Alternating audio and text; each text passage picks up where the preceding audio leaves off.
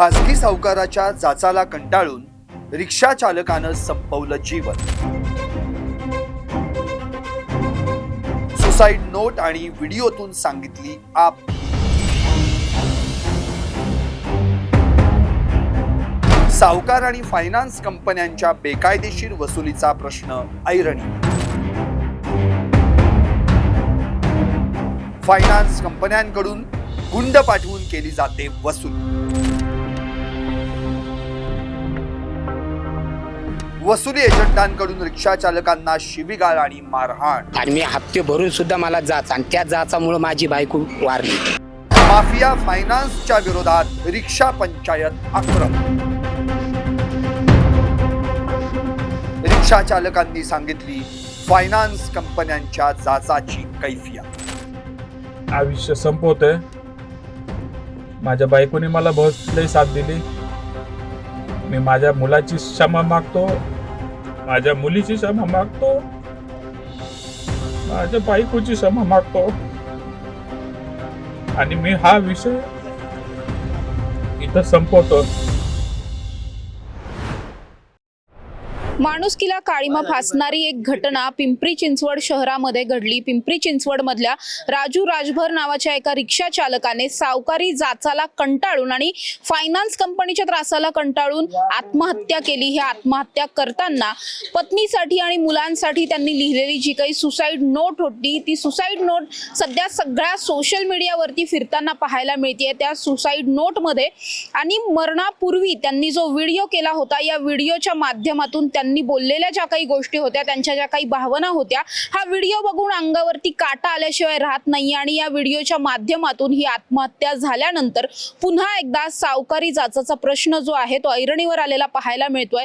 मी आता काही रिक्षावाल्यांबरोबर आहे आणि हे सगळेच रिक्षा चालक जे आहेत ते अनेक दिवसांपासून, खरं तर अनेक वर्षांपासून अशा पद्धतीच्या सावकारी जाचाच्या छळातून गेलेले आहेत. त्या सगळ्यांनी या सगळ्यामधून सफर केलेला आहे. केवळ खासगी सावकार जे व्याजाने पैसे देतात अशीच प्रकरणं आहेत असं नाहीये. मात्र फायनान्स कंपन्या ज्या आहेत त्यांच्याकडून सुद्धा वसुलीसाठी गुंड पाठवले जातात आणि बेकायदेशीरपणे वसुली चालते. या सगळ्यावरच बोलण्यासाठी टॉप न्यूज मराठीच्या माध्यमातून आज आपण या रिक्षा चालकांची कैफियत जाणून घेणार आहोत. त्यांना काय काय अनुभव येऊन गेलेले आहेत हे सगळं जाणून घ्यायचा प्रयत्न करणार आहोत. तुमचं नाव काय आणि तुम्हाला या संदर्भातला कसा अनुभव आला? माझं नाव किशोर राजाराम पवार आहे. माझा लॉकडाऊनमध्ये मला बजाज फायनान्स याच्याकडनं बरंच मारहाण झाली होती. म्हणजे माझ्या बऱ्याचपैकी वाईट अनुभव आलेला आहे या सावकारीमध्ये. म्हणजे ही सावकारी म्हणता येणार नाही, ही गुंडगिरीच आहे एक प्रकारची. ही बजाज फायनान्सकडनं जी झालेली होती किंवा खाजगी जे होतं हे एक प्रकारची गुंडगिरीच आहे. आणि कशी मारहाण झाली होती? त्यावेळेस मी हप्ते भरलेले होते आणि वडील वारले होते, तर मी हप्ते भरून सुद्धा आलो होतो. तर जे हप्ते आहेत ते त्यांच्या सिस्टीममध्ये दाखवलेलं नव्हतं. मी फायनान्स जे रिकव्हरी एजंट आहे त्यांना मी पावती दाखवली होती. त्यांना सांगितलं होतं की मी हप्ता भरलेला आहे आणि सिस्टीमवर येण्यास वेळ लागेल. पण ते दोघे होते आणि ते ड्रिंक करून होते. व त्यांनी इतकं जबरदस्त मारहाण केली होती की मला 1 महिना ॲडमिट राहावं लागलं होतं. आणि हे त्यावेळेस न्यूजमध्ये पण आलेलं होतं आणि पोलीस तक्रार घेत नव्हते माझी. या सगळ्या प्रकरणानंतर आता तुम्ही रिक्षा चालक आहात का आणि त्यानंतर ना हे प्रकरण सगळं सॉल्व्ह झालं का? नाही, मी आता रिक्षा चालवतोय, पण आता म्हणावं तेवढं सॉल्व्ह झालेलं नाही आहे. कारण त्या कर्जातनं अजून पण म्हणजे रिक्षा नील केलेली आहे, पण त्या म्हणजे धक्क्यातनं अजून पण सावरलेलं नाही आहे. कारण असे धक्के सारखे रिक्षावाल्यांना भेटतच राहिले. आणि आता ही जी न्यूज ऐकली ते खूपच दुःखद आहे. कारण असं जे होतं आहे ते रिक्षावाल्यांच्या बाबतीत खूपच वाईट आहे. आणि कुणी एवढी टोकाचं भूमिका घेऊ नये असं तर मला वाटतं. कारण थोडंसं जीवन आहे ते अमूल्य आहे. सर्वांनी थोडंसं विचार करायला हवा की कर्ज आहे पण ठीक आहे, पण जे वाईट प्रकारे जे लोकांवरती जे अत्याचार होत आहे याच्यावरती पण सरकारने किंवा आपल्या प्रशासनाने थोडंसं विचार करायला हवा. रिक्षा चालकांना कायमच अगदी सॉफ्ट टार्गेट समजलं जातं. रिक्षा चालक काय करणार आहेत आपला, अशा पद्धतीने कुठेतरी वसुली होते असं वाटतंय का? तुमच्या बाबतीत असं काही घडतं? मी गाडीचे हप्ते भरून तरी माझी गाडी न्यायची आणि मी 2-2 हप्ते त्यांना दाखवलेत. आणि 12 लोक त्यांच्या वाटावर मिशीन आहे, त्यांच्याकडे आयडेंटिटी कार्ड नाही. ते लोक येऊन आम्हाला दमदाट्या देऊन आमची गाडी हँडल लॉक तोडून भेळ चौक इथून माझी गाडी नेलेली. आणि मी हप्ते भरून सुद्धा मला जाच आणि त्या जाचामुळे माझी बायको वारली. यांच्या फायनान्सवाल्यामुळं. एवढे पैसे भरूनही सुद्धा म्हणजे हे त्रास असेल तर मग काय फायदा मग याचा. आम्ही पोलिसांसारखं दाद मागायची तर पोलिस पण आम्हाला सरळ म्हणतात की बाहेर निघा, तुम्ही तुमचं बघा. मग आता तुमच्याकडे रिक्षा आहे की नाही? माझी रिक्षा नेली आणि त्यांनी विकली पण. माझी सह्या नाही, काय नाही. म्हणजे तुमची परवानगी नसताना परवानगी नसताना त्यांनी विकली गाडी. याची काही नंतर पोलिसात तक्रार दिली किंवा काही तक्रार दिलेली मी सगळी, पण मला काय ती परत त्यांनी रिप्लाय दिलेला नाही. किती दिवसांपूर्वीची गोष्ट आहे हे 1.5 वर्ष झालेले मला. म्हणजे 1.5 वर्षात पोलिसांनी कसलाच रिस्पॉन्स रिस्पॉन्स दिलेला नाही. बावदानला पकडली होती, बावदानला मी 20,000 रुपये भरली, तिथूनही मी गाडी सोडून आणली. कात्रजला 20,000 रुपये भरले, तिथूनही मी गाडी सोडून आणली. म्हणजे असं जर पैसे भरून जर जायचं असेल तर मग काय फायदा या फायनान्सचा. हे गुंडगिरी चालू आहे, याच्यावर कुठेतरी न्याय मिळाला पाहिजे रिक्षावाल्यांना. नक्कीच आपण बघतोय की एक उदाहरण आपल्याकडे ताजं आहे की राजू राजभर यांनी आत्महत्या केली, तर दुसरीकडे आणखी एक उदाहरण आहे की या सगळ्या सावकारी जाचाला कंटाळून त्याच्या धक्क्यातून हे जे रिक्षा चालक काका आहेत त्यांच्या पत्नींनी प्राण सोडले होते. तुमच्या बरोबर दादा असं काही घडलं? माझ्या बरं आहे ना, मी हडपसरला गेलो भाडं घेऊन. त्या टायमाला माझी झाली 2020 मध्ये पोरगी. त्या टायमाला माझी काही परिस्थितीच नव्हती भरायची. मी हडपसरला गेलो भाडं घेऊन. तिथं 7-8 जण होते ते आणि मी एकटाच होतो. माझ्या संगड कोणच नव्हतं. त्यांनी मला दमदाटी करून 7-8 जण माझ्या अंगावर येऊन हाणायचे प्रयत्न करून त्यांनी गाडी घेऊन गेली माझ्याकडनं. आणि त्याच्यात मी 3 चौके फिरलो, फार PSI पर्यंत गेलो. PSI तर म्हणले आमचा काही संबंधच नाही म्हणले बजाज फायनान्सचा, तुम्ही घेता तसं भरता येत नाही का. कारण का लॉकडाऊनची परिस्थिती होती, त्याच्यामध्ये कोणाला भरायची शक्यच नव्हते. कारण का धंदे पण नव्हते रोडला, त्याच्यामुळे काय भरण्याची शक्यताच नव्हती. पण त्यांनी दमदाटी करून पोलिसांनी तक्रार नाही घेतली. फार 3 चौके दिवसभर फिरलो मी, अख्खा दिवस गेला. म्हणजे पोलिसांची कुठेतरी मिलीभगत या सगळ्या मिलीभगतच आहे त्यांची, हे 100%. म्हणजे आपण बघतोय की बजाज फायनान्सच नाव या सगळ्यामध्ये जास्त येतं किंवा ज्या फायनान्स कंपन्या आहेत त्या कंपन्यांचं नाव या सगळ्याच प्रकरणामध्ये अगदी सिमिलर असलेलं पाहायला मिळतंय. राजू राजभर यांच्या सुद्धा प्रकरणामध्ये खरं तर त्यांनी सुद्धा फायनान्स कंपनीकडून आधीचं जे सावकाराचं कर्ज होतं ते फेडण्यासाठी नंतर मग फायनान्स कंपनीकडून सुद्धा कर्ज घेतलं होतं आणि हे दोन्ही कर्ज त्यांच्या डोक्यावरती आता होती. दादा तुम्हाला तसा काही अनुभव आला? माझा अनुभव सांगतो तर मला एवढे वाईट अनुभव आहेत त्यांचे की घरात सकाळी 7 वाजता हजर राहणं तर रात्री पार 11-12 सुद्धा घरातून हालत नव्हते. पोलिस कंप्लेंट घेत नाही, कुठं दाद मिळत नाही. तू एक तर पैसे भर, नाहीतर मला एक तर लॉकडाऊनमध्ये ना गव्हर्नमेंटची मदत ना कोणाचीच मदत. बाकीच्या संघटनांनी काय आर्थिक थोडंसं तुम्हाला किट वगैरे दिलं ती गोष्ट वेगळी. बाकी हे सगळं तर मेडिकल रॅकेटमुळे तर कोरोना आला त्याच्यामुळे कोणाचेच गाडी चालतच नाही तर हप्ता भरणार करून. आणि कोरोना संपल्यानंतर एक तर सगळे पैसे भर, आता जो गाडी जे 4-5 आठवतात त्याला 2-4 हजार रुपये द्यायचे, ते देऊन सुद्धा तुम्ही पुढल्या दुसऱ्या एरियात जाऊ शकत नाही. कारण सगळीकडे ह्यांचे गुंड असे पडले की तिकडं मी त्यांना पैसे देऊन आलोय, मला आजचा दिवस धंदा करू दे नाही. इथं पैसे द्यायचे तर गाडी जमा करायची. पण गाडी जमा करायची तर पोलिसाकडे तर 100 नंबरला 112ला फोन करा, काही नाही. पोलिस दात पण घेत नाही ना, येत पण नाही ना विचार. पण आले तरी मग ते म्हणतात नाही, त्यांना ते ऑर्डर आहे त्यांच्याकडे, ते ऑनलाईन दाखवतात. त्यांना ते कोर्टाची ऑर्डर दाखवा. कोर्टाची ऑर्डर कुठे आहे, त्याच्यावर सही चिका का हातला पाहिजे का नको. कोर्टात ते गेले तर ऑर्डर येईल ना, फक्त ते ऑनलाईन दाखवलं की पोलिस सगळं त्यांच्याच बाजूने. म्हणजे तिथं चौकीत गेला तरी ते गाडी घेऊनच जाणार. तो अजून कुठं जात तरी मी गाडी घेऊन जाणार, एवढी दहशत त्यांची. काय कुठं न्याय मागणार. मग आता तुमची रिक्षा नील झाली काय? गाडी नील. आता मी अक्षरशः लोकांचे गावाकडचं सगळं विकून मी नील केलेली गाडी असं. एवढी किती रुपयाला पडली तुम्हाला ही गाडी आता सगळं? माझं आता सगळं कर्ज बिडून 4 लाखाला गाडी पडलेली आहे. आणि अशी कितीला होती फायनान्स? 1,80,000ची गाडी 4 लाख भरून मोकळं. आणि तरी पण ते अजून व्याज तुझ्या दंडाची रक्कम बाकी येऊन परत अजून मागणी करतो. म्हणजे एका रिक्षासाठी तब्बल 3-4 रिक्षांची किंमत जी आहे ती तुम्हाला मोजावी लागली.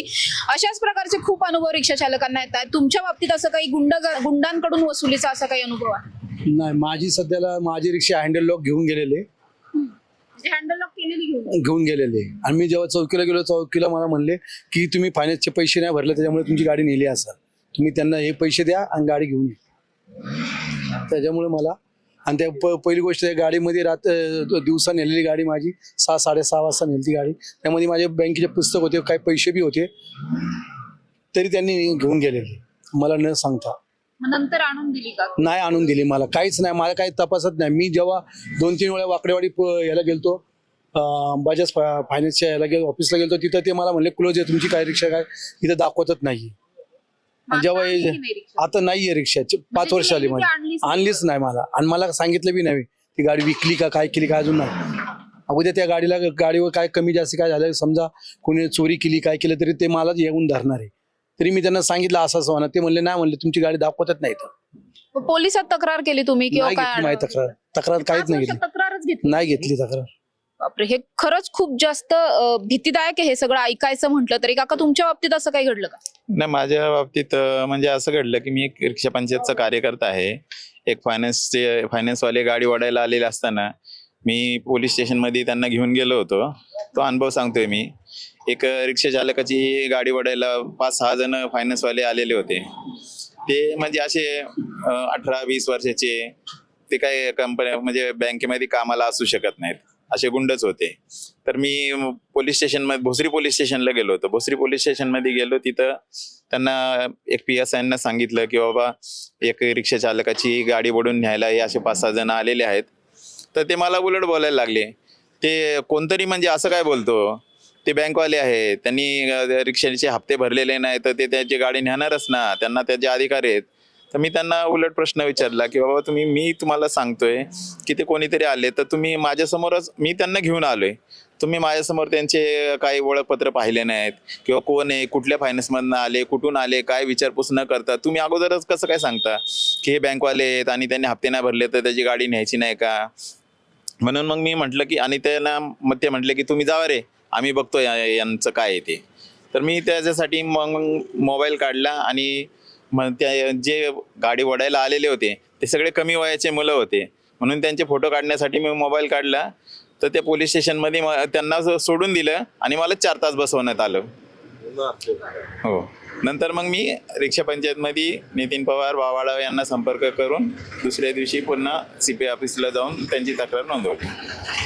खरं तर ह्या घटना सगळ्याच खूप धक्कादायक आहेत. असे अनुभव केवळ 2-4 रिक्षा चालकांना नाही तर जवळपास 50% जास्त रिक्षा चालकांना हे सगळेच अनुभव येताना पाहायला मिळतात. कारण अर्थातच रिक्षा चालक म्हटलं की सर्वसामान्य परिस्थिती असते. बँकेचं कर्ज काढण्यासाठी लागणारे सगळे डॉक्युमेंट्स, तितकासा वेळ नसतो. त्यामुळे मग फायनान्स कंपनी किंवा मग असे जे खाजगी सावकार असतात त्यांच्याकडे हे लोक जातात आणि अशा प्रकारचा संपूर्ण त्रास जो आहे तो भविष्यात अनुभवायला मिळतो. माझ्याबरोबर नितीन पवार आहेत. अनेक वर्षांपासून रिक्षा पंचायतच्या माध्यमातून या सगळ्या रिक्षा चालकांसाठी मोठं काम केलंय. सर, तुमच्याकडे तर असे खूप जास्त अनुभव असतील, तक्रारी असतील. आताची ही सगळी जी घटना आहे ती अत्यंत दुर्दैवी आहे. खरंच माणुसकीला काळीमा फासणारी अशी घटना आहे.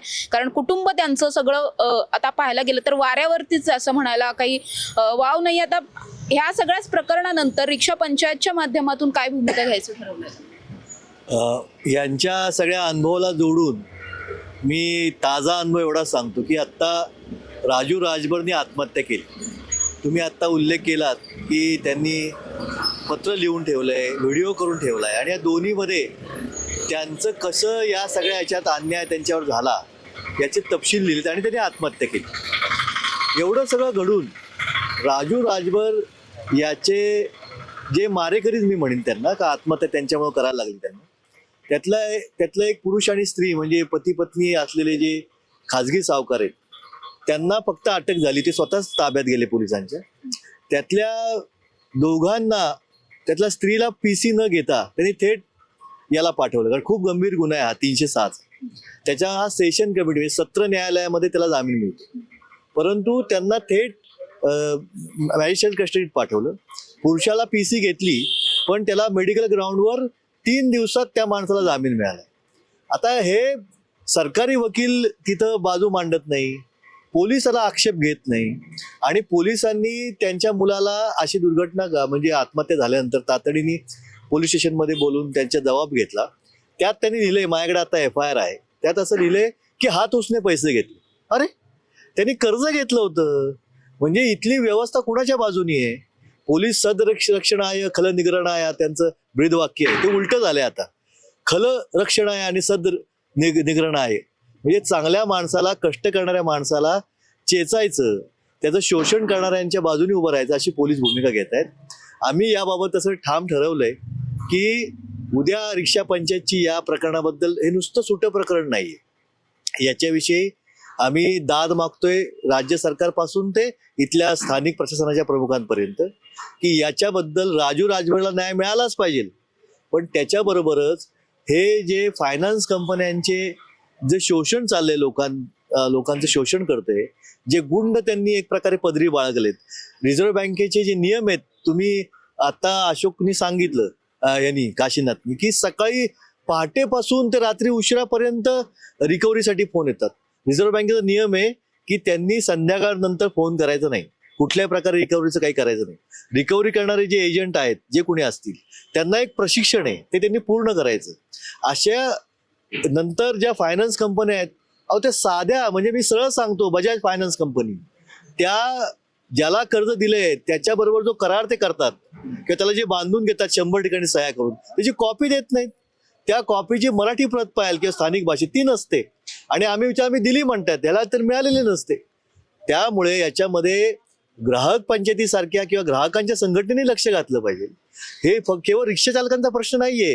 रिक्षा त्यांनी जी आत्महत्या केली हा हिमनगाचा समुद्रावर दिसणारा 1 भाग आहे. असं उघडकीस न आलेल्या रिक्षा चालक नसलेले अनेक, समजा कोणी 2 व्हीलर घेतली असेल, कोणी काही घरातलं वेगवेगळ्या वस्तू घेतल्या असेल, मिक्सर घेतला असेल, वॉशिंग मशीन घेतलं असेल, टीव्ही घेतला असेल, अशा सर्वसामान्य माणसाला सुद्धा याच अनुभवातून जावं लागतं. हो, कारण आपण बघतो की कुठल्याही पद्धतीने काही एखादी वस्तू घ्यायची म्हटलं तर माणसांच्या डोक्यात पहिलं बजाज फायनान्स हे नाव फिक्स असतं. फायनान्स होईल का, बजाज फायनान्स होईल का असं विचारलं जातं. त्याचं कारण असं आहे, विश्वासाने नाही विचारलं जात, त्याच्यामध्ये एक सोय आहे त्यांची. म्हणजे मी माझा अनुभव सांगतो. ज्यावेळेस परमिट खुली झाली त्यावेळेस मी कलेक्टरांना भेटून मोर्चा काढून आम्ही असं म्हटलं की या ज्या राष्ट्रीयकृत बँक आहेत त्यांच्याकडे मुद्रा लोनच्या एक योजना आहे, त्या मुद्रा लोनमधनं आम्हाला कर्ज द्या. त्यांनी ते मान्य केलं, आणि RTO मध्ये ज्याला परमिट देण्याच्या आधी तुम्हाला इरादापत्र देतात की ते इरादापत्र दाखवून तुम्ही बँकांकडनं कर्ज घेऊन किंवा स्वतःचे पैसे घालून कंपनी नावाने ड्राफ्ट काढायचा वाहनाच्या किमतीचा, आणि मग परमिट चढतं. तर त्याच्यामध्ये सीड मनी भरावा लागतो. व्याजदर खूप कमी आहे, 9-10%. बजाज फायनान्सचा जवळजवळ 20% आहे, 13, 14, 15, 16, 20 असे स्टेजेस. तर रिक्षावाल्यांना काय आहे की त्याचं जे त्यांनी स्वतः जो त्याचा भाग भरायचा आहे तो त्यांना भरायचा नाही, कारण बजाज ॲटो हे स्वतः गाडी उत्पादन करतं आणि 100% कर्ज देतं ना. मग 1 रुपया भरायचा नाही, म्हणून वाटेल तिथे सह्या करायच्या. हा काही अंशी रिक्षा चालकांचा दोष आहे, पण तो एवढा मोठा नाही की त्याला आत्महत्या करण्याची शिक्षा मिळेल, एवढा मोठा नाही की त्याच्या मुलाबाळांना, बायका पोरांना शिव्या घातल्या जाव्यात एजंटाकडे, एवढा मोठा नाही की त्याला किशोर पवार सारखं मारहाण, अतिशय अमानुष मारहाण व्हावी. त्यामुळे रिक्षा चालकांचा हा त्यात थोडा दोष आहे, मी नाही म्हणत नाही, की 100% कर्जाच्या आमिषाने त्यांनी फायनान्स कंपन्या जवळ केल्या. तर त्याला आम्हाला एक शेवटी प्रश्न विचारायचा, इथं कायद्याचं राज्य आहे का नाही? वसुली करायचे त्याचे नियम आहेत का नाही? RBIने ठरवले ते पालन होतं का नाही? ते होतं की नाही पाहायची जबाबदारी कुणाची? त्याचं व्हायोलेशन होत असेल आणि कुणावर अन्याय होत असेल, मारहाण होत असेल, शिव्या होत असेल, जबरदस्तीने गाडी ताब्यात घेत असेल कोर्टाच्या ऑर्डरशिवाय, तर जर कोणी पोलीस चौकीत तक्रार करायला आला तर ती तक्रार तुम्ही घेणार का नाही?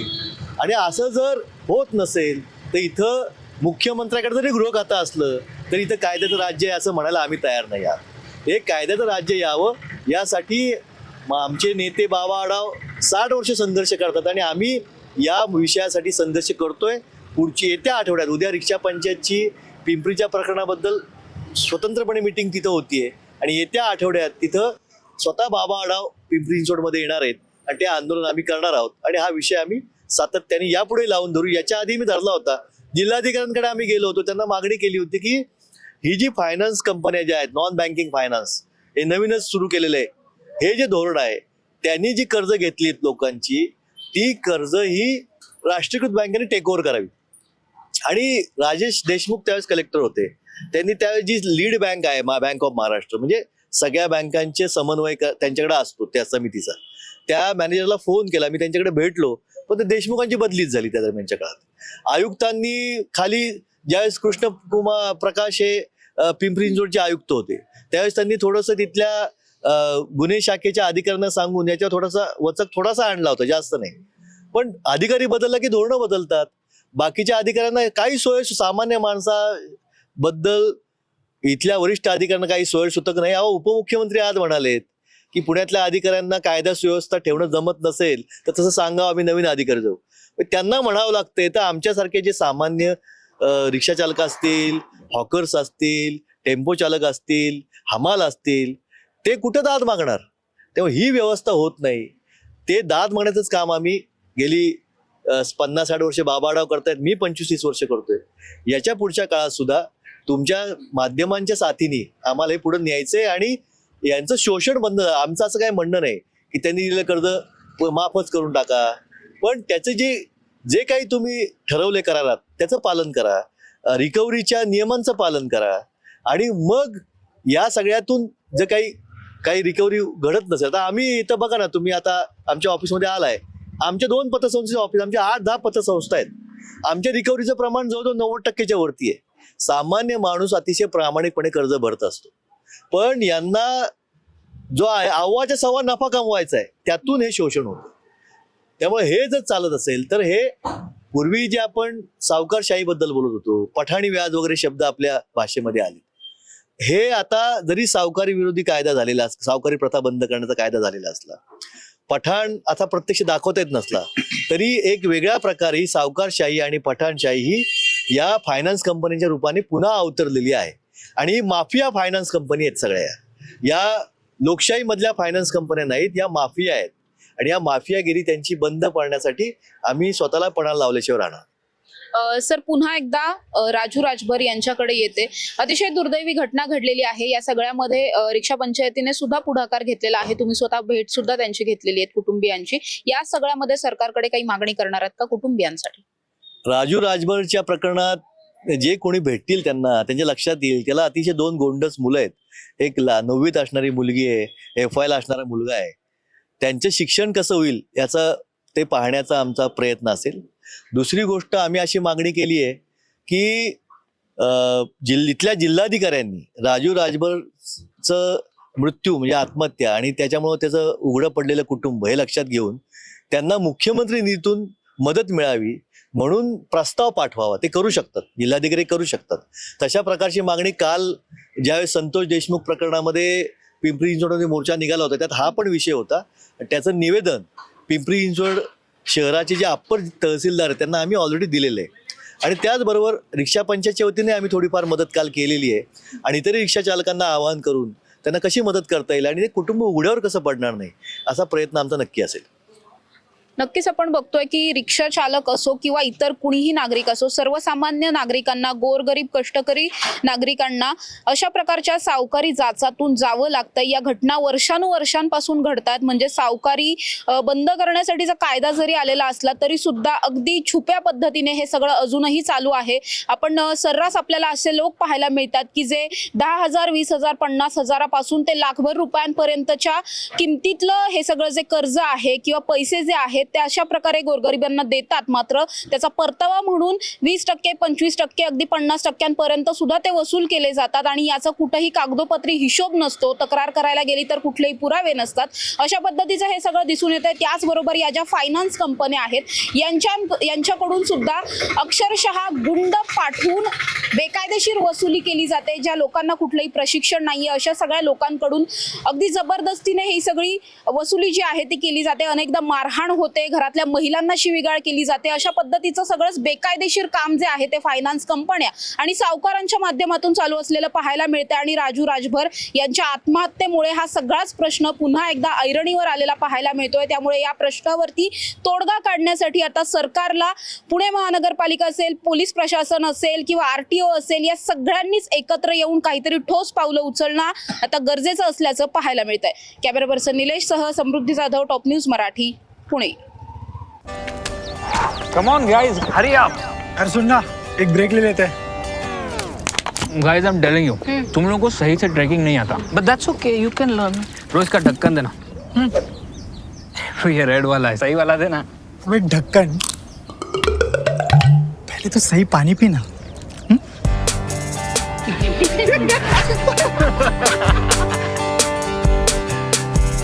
Manikchand Oxyrich, proudly Indian. Tours and travels विश्वातील एक विश्वसनीय नाव मँगो हॉलिडेज घेऊन आले आहेत धम्माल फॉरेन टूर्स खास तुमच्यासाठी. एक्झॉटिक युरोप 17 रात्री 18 दिवस, साऊथ आफ्रिकन सफारी 9 रात्री 10 दिवस, नॉर्दर्न लाईट्स 8 रात्री 9 दिवस, दुबई अबुधाबी 5 रात्री 6 दिवस, व्हिएतनाम कंबोडिया 8 रात्री 9 दिवस. तर आजच आपली सीट बुक करा आणि आपल्या फॉरेन टूर्स मेमोरेबल करा. मँगो हॉलिडेज म्हणजेच अविस्मरणीय सहलीचा अनुभव. मँगो हॉलिडेज, चौथा मजला, स्वजस कॅपिटल अतिथी रेस्टॉरंटच्या वर, लॉ कॉलेज रस्ता, पुणे 4. संपर्क पुणे 83 839 505 किंवा 80 80 81 74 54. मुंबई 83 839 503 किंवा 96 53 18 74 78.